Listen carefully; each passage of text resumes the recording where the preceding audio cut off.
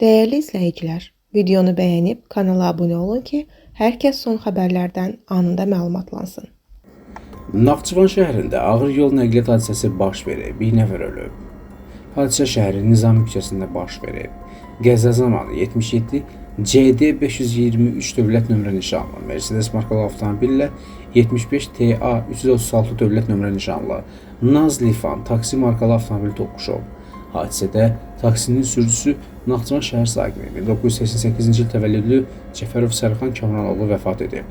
Avtomobildə olan digər sərnişin Babək rayon Hacıvar kənd sakini 2004-cü il təvəllüdlü Sübhan Abbas Avtomobiloğlu xəsarət alıb. O, Naxçıvan Muxtar Respublikası Xəstəxanasının travmatologiya şöbəsinə yerləşdirilib, vəziyyəti orta ağırdır. Faktla bağlı araşdırma aparılır.